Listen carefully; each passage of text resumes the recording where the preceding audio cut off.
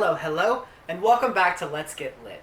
In today's episode, we're going to go over Chapter 15 of Frankenstein by Mary Shelley. Remember, the previous 14 videos are up for your viewing pleasure, so remember to watch those first before continuing on with this episode. Alright, we ready to see what happens next to the creature? Well, here we go. Alright guys, so this is Chapter 15. Now in this chapter, the creature goes on to say that that's pretty much the entire history of the family. And in August of that year, something really important happened. He was going through his daily, routine, and in the woods he found this little satchel, and this satchel had 3 books in it. It had Plutarch's Lives, it had The Sorrows of Werther, and it had Paradise Lost by Milton. And so the creature finds these books and he takes them back to his hovel. And the creature explains that he read all of them. He read all 3 of these books. And with Plutarch's Lives, it made him contemplate suicide and the meaning of life. So it really struck him, but not as much as he thought it should. Sorrows of Werther, he learned about kingdoms and empires and rulings, and he found it interesting, but didn't really connect with him. Paradise Lost, however, really connected with him. He really identified with Satan, not the evil or anything like that, but he viewed it as his creator being in bliss while the creation is stuck in torment.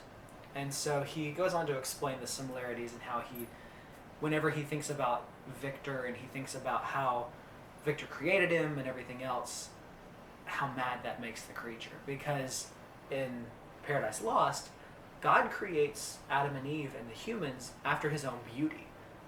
But why did Victor create the creature in the exact opposite? In horror and ugliness and everything else. So the more he thought about it, the angrier he got. Now, he then tells Victor that he found 4 months of lab notes inside the clothes that he had stolen whenever he went away. And he gives them back to Victor. He's like, I'm not going to keep these are yours, but he did read through them. And he pretty much questions Victor, like, why did you make me? I don't understand, I'm not beautiful, why would you do this? But then he digresses. And he tells about how he gets this idea forming in his head. And over the next few months, though he really wants to talk to the cottagers, he puts it off. He thinks that his best plan of action should be to talk with the old blind man, because he thought if he could get the old blind man alone and talk to him, maybe he could convince his kids to listen and see past the exterior of the hardened shell. So one day during the winter, the children go out for a walk and leave the old man alone, and the creature thinks, this is it, this is my time. So he goes into the cottage and he starts talking to the old man. And they have this conversation, and it's actually going really well. And, the creature's kind of excited. He gets a little bit pumped. He's like, all right, I've got this. Well, the children come back. And before he could say anything, Felix got really upset. And so the first thing that the creature did was grovel at the old man's feet. And he basically is like, protect me, please. Tell them about, who I am and to look past the shell. But Felix doesn't hear this, and the old man doesn't understand because he's blind. He doesn't see this. And so Felix just starts attacking the creature, beating him, and finally the creature runs out of the house and back into his hovel, and he starts crying. And he pretty much figures that he's blown his only chance at trying to talk to somebody. And so he really just beats himself up, and he's very depressed and very sad because this was his one chance to make it, and he wasn't able to. They didn't give him time to explain. So guys, this is pretty much all of Chapter 15.